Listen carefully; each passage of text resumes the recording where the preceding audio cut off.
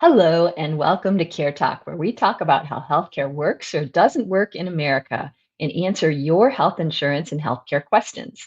Please text or call in your questions at 202-838-6837, and we'll answer them in future episodes. Be sure to subscribe to my channel or podcast wherever you get your podcasts to get the next show. And now it's my pleasure to introduce Alex Lawson, the Executive Director of Social Security Works, who's going to be talking about what's going on in Washington this week and the budget. Thanks for having me. So tell us, there could be a government shutdown in the weekend coming up after March 14th if Congress doesn't act. What's going on? It's so hard to answer the what's going on in Washington, D.C. question right now. The reason is there's multiple tracks happening, and they all are related to each other, even if they're sort of separate. What I mean is you have executive branch stuff. You have Elon Musk literally, high on ketamine at CPAC, wielding a chainsaw and on stage, and that he's doing the exact same thing in the agencies, destroying the agencies, just chopping apart Social Security Administration, so much so that the former commissioner said in 30 to 90 days, former Commissioner Martin O'Malley, we could be facing a systems collapse. The president of Social Security Works, Nancy Altman, said that, for 89 years, Social Security has never missed a single payment. And she's been working in the system for 50 of those 89 years. And now is the first time that she's truly afraid that the guarantee of Social Security cannot be relied on because of Elon Musk and his chainsaw. And that's just one of the agencies. He's coming at HHS, at health. He's coming at Department of Education. They're saying they're going to shut it down. All of that is actually just happening in the executive branch. So it doesn't have something to do directly with the government funding, or this preventing this government shutdown. But at the exact same time, it is the entirety of the discussion. So bear with me because that's only two out of the three big stories that are all related. But what happens is the government needs to be funded to operate. And so they are supposed to put out a budget that says this is how much money we're going to spend to do things. And then they appropriate that money. But that rarely happens, actually, where they follow regular order. And part of the reason is because they're using that process to advance budget reconciliation so they can give a $4.5 trillion tax handout to Elon Musk and his billionaire friends and destroy Medicaid to, quote unquote, pay for it. The pay for it is just in Wall Street parlance. So Wall Street demands a blood sacrifice in order to give tax handouts to billionaires. So that's the budget is happening there, but it's really a longer term process that's going to take all year. And that's separate from what we're talking about right now, although obviously related, which is just how are they going to keep the government open when it runs out of money on Friday. And so that relies on passing what's called a CR, a continuing resolution. When they can't do the whole thing, then what they do is they're saying, okay, well, let's just spend basically the same as we spent last year. And it's a lower bar to get that across the board, or the finish line, I mean. But also, they never actually pass a clean CR, which is just what they did before. They always add in a bunch of things. And then because this is DC, they like to give them silly names so no one knows what's happening. And those are called anomalies. So hopefully people followed me a little bit there. But what it all comes down to is the Republicans are continuing to steal your money to give it to Elon Musk and the richest people in the history of the world. They're coming for your Social Security. They're coming for your Medicaid. They're coming for your Medicare. Department of Education, basically anything that works for the people, they're coming with Elon Musk's chainsaw to destroy. And this CR process is just a piece of it. So the Republicans have to pass this out of both the House and the Senate, and then it goes to the president's desk. Now, they do control both the House and the Senate. In the House, it has to pass with a simple majority. Now, it has anomalies, increased defense spending on defense, right? Military industrial contract always gets their pound of flesh, while also decreasing funding on domestic priorities. So, if you're poor people, it's your pound of flesh that they're taking. And also, it does nothing to address the concerns of the Democrats and what they've stated, which is you have to rein in this ketamine-fueled billionaire, Elon Musk, and take his chainsaw away. You can't allow him and the White House to just not spend money that Congress appropriates and says, this is to fund System X. What the White House has been doing is just saying, well, we're not going to spend that. And there's enormous legal battles that you should have a lawyer on to talk about. But the basics are the Democrats in the House and in the Senate are both saying, we're not going to give you votes if you're just going to let Elon Musk continue to go rip through this town and do whatever he wants. In the House, I think that probably holds firm. But I also think that, the $1 trillion war chest that Donald Trump and Elon Musk have to wield against any members who step out of line, plus with the innate just cowardice of Republican politicians whose defining characteristic is just abject cravenness, cowardice, and the inability to actually stand up for their constituents. I mean, these are people who win by fewer votes than healthcare. They're going to rip away from people if they get their druthers. So they're going to vote for it because they're cowards. It goes to the Senate then, and then you need 60. And the Republicans don't have 60.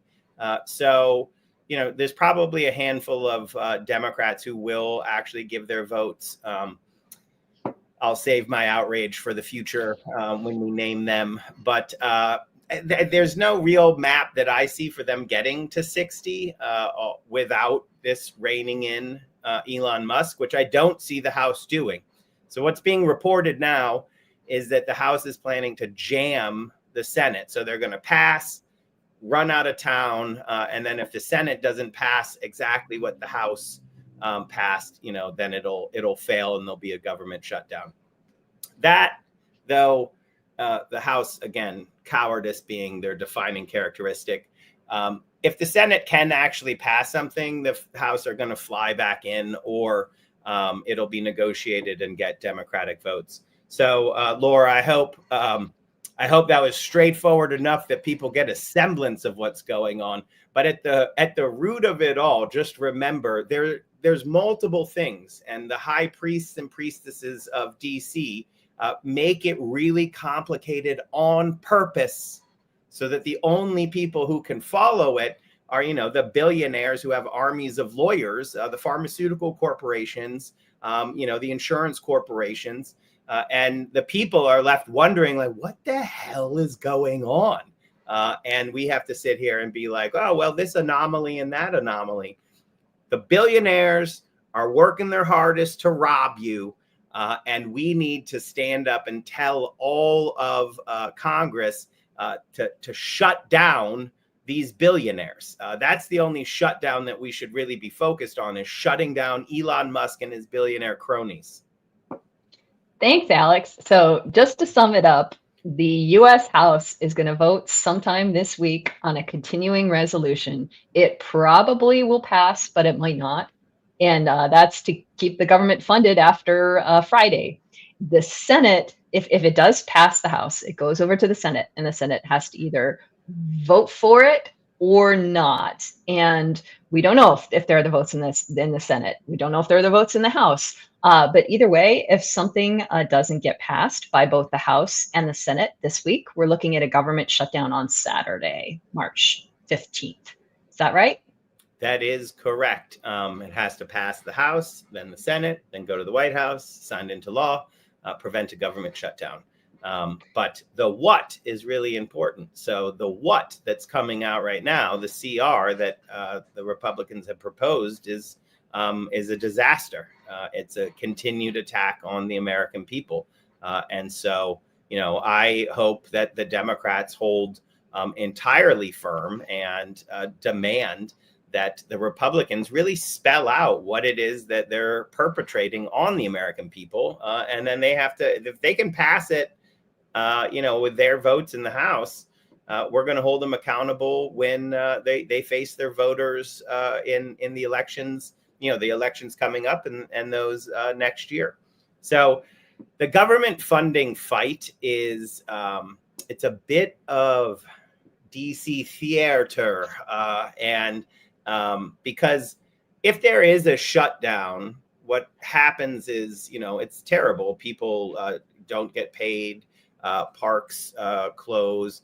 But when it opens again, they put that money back in. Now, what DOGE is doing is people lose their jobs, cancer funding gone forever, right? Park services gone forever, parks closed forever, all so that billionaires can get another golden yacht or whatever it is. So in terms of magnitude, this theater over the government shutdown is not nearly as important as whether Congress continues to kneel before Elon Musk and his billionaire cronies, or whether they do their constitutionally mandated jobs, controlling the power of the purse, deciding how the budget is created and funded, and not allowing this unelected billionaire bureaucrat to just do whatever he wants, after a late night's reading, like, I don't know, some chat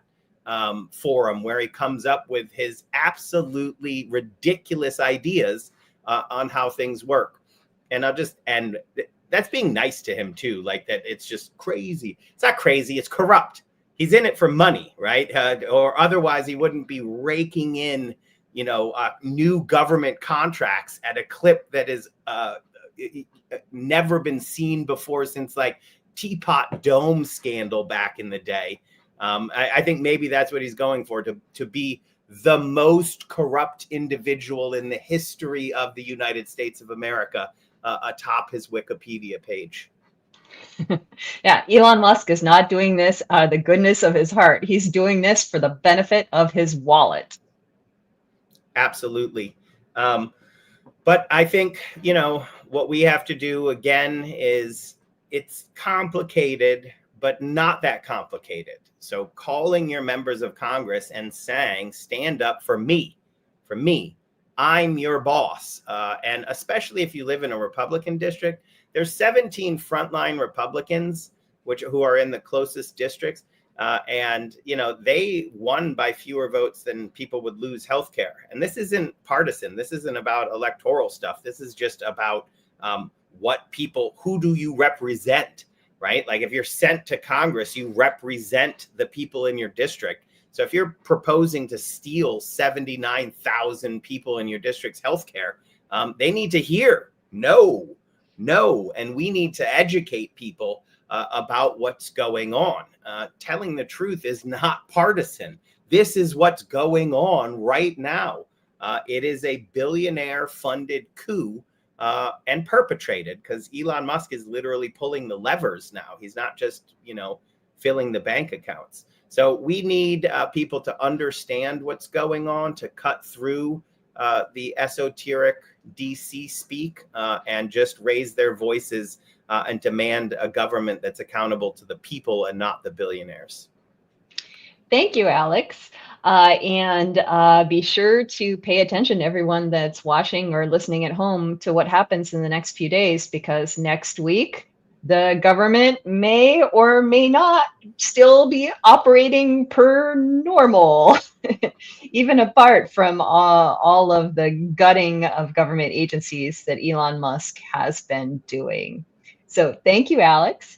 Now we're going to answer viewer questions, and we'll have Rachel Madley from Center for Health and Democracy and Louise Norris of healthinsurance.org to give you the answers that you need. Our first question is from somebody on Threads who said that their health insurance company denied my spine imaging that I get done annually to ensure none of the tumors are growing or look suspicious. Even after a peer to peer review was done between my neurosurgeon's office and the health insurance company, they still upheld the denial. So, Louise, can you talk a little bit about what might be going on here and what the options are for this person? Sure. So it's not 100% clear from this question whether this peer-to-peer review between the neurosurgeon and the health plan was actually an official appeal or not. But people do need to be aware that on almost all health plans in the United States, you do have access to both an internal appeal and an external review. So internal appeal is the first step. And this is an official process that you can go through with your health plan. It does usually start from your medical provider's office. So in this case, the neurosurgeon would be the one to start the appeals process with the insurance company and then with the health plan. And then the health plan will request all the information they need and review it. If when you say it's a peer-to-peer review, if you have already done the internal appeal, that might be the case. If the internal appeal is denied still, meaning they still say we're not going to cover the service, that denial letter will give you information on how to proceed to an external review. An external review is done by an independent third party, so it's no longer your health plan looking at the details, it's someone else. In most states, this is done either by the state insurance department or by a third-party entity that contracts with the state insurance department. There are a few states where it's handled by the federal government instead. You go through this process and, depending on what the external review comes up with, you may or may not get the coverage approved. As we've talked about sometimes on this show before, some people have luck if the appeal is denied and the external review is still denied. Some people do have success going to the media or contacting their lawmakers. There's no official protocol for that, and your mileage may vary, but sometimes people do get health plans to reverse their decisions by taking it to the media. Thanks, Louise. And yeah, if you don't like the answers that you've gotten out of the official process, you can speak up and do your best to be the squeaky wheel that maybe gets a little bit of special treatment. Our next question from Simon on Threads, who says, if you're American and reading these words, chances are you pay Medicare taxes, which are automatically deducted out of every paycheck. That is, unless you're a billionaire, in which case your army of tax lawyers found a way for you to pay $0 towards Medicare. It's just another example of how these people are bleeding our country dry so they can retain more wealth than a single person could spend in 1,000 lifetimes. So, Rachel, can you tell us what's going on and how wealthier people are not paying their fair share for Medicare? Definitely, and thank you for having me on. What this question is talking about is a certain loophole that allows people to create their own type of business entity to avoid paying Medicare taxes. The name of this entity has changed over time. It started out as a limited liability partnership, and essentially it allows wealthy folks to redefine their income as not income, but business profit, things like that, that are not subject to Medicare taxes. Now, I think the problems with this are twofold. The first is that there is this fundamental view that you should avoid paying into Medicare and, avoid those Medicare taxes. I think we need to change that view because the beauty of Medicare is that it's a public good and it provides care to some of our most vulnerable communities, regardless of income. And so there has been a lot of research, frankly, done by people on how to avoid paying into the Medicare program by avoiding those taxes. Now, people who try to avoid those Medicare taxes often claim they don't want to be required to pay for others' healthcare, and they favor privatized health insurance. And in reality, private health insurance, you're also paying for others' healthcare because that's just how insurance pools work. But in the case of private insurance, the money that you're paying in is not just going to healthcare, it's going to a lot of wasteful expenses, such as companies buying back their own stock to increase the value and inefficient administrative expenses. If you look at the traditional Medicare program, that's actually the best investment out there because it is 5 times more efficient than private insurance. And it does not spend any of the taxpayer dollars that we're paying in on things like stock buybacks or millions of dollars in executive compensation. The Medicare program is really the best use of our money, and it's really the private health insurance costs that should be scrutinized by billionaires. So I do think, aside from fixing our view of the Medicare program and really embracing paying into that program because it is such a strong, popular program in our country, we also need to fix these tax loopholes, because fixing those loopholes, making sure that the wealthy are paying their fair share into Medicare, is going to extend the solvency of the Medicare program and make sure it's there for everyone who needs it in the future. And also make sure that we are offering the best care to seniors and people with disabilities on Medicare. So Congress and the IRS should really prioritize closing those loopholes and closing new loopholes that billionaires will likely find down the road to try and avoid those Medicare taxes again. Thank you, Rachel. And they have high-priced lawyers to continue to find new loopholes. Our next question, or more of a comment, Representative Ro Khanna wrote this on Threads. Blue Cross Blue Shield does not count chemotherapy towards the annual maximum. Sutter Hill charged $30,000 per treatment, so a friend with stomach cancer now has a bill of nearly $100,000. He also had to wait weeks for insurance approval before chemo, despite having cancer. The system is broken. So, Louise, can you tell us a little bit what might be going on here? Because chemotherapy should have gone towards the annual out-of-pocket maximum for this insured person. Correct. If this was a regular major medical health plan, chemotherapy absolutely does go towards the annual maximum. But there are several different possibilities what could be going on here. It's possible this is not a regular major medical health plan. This might be a short-term health plan. It might be a fixed indemnity plan, might be a mini med, which is like a sort of a skinny health plan that some employers offer that doesn't actually provide real major medical coverage, but it helps them avoid the larger of the employer mandate penalties. Sometimes plans, I know in this question, they specifically said Blue Cross Blue Shield, but it's possible this is a plan that's just renting a Blue Cross Blue Shield network and is, like I say, not real health insurance. It's also possible that this is real health insurance, but either the care was obtained out of network or that prior authorization was not received. It's just possible that there were some sort of administrative hoops to jump through that got missed along the way.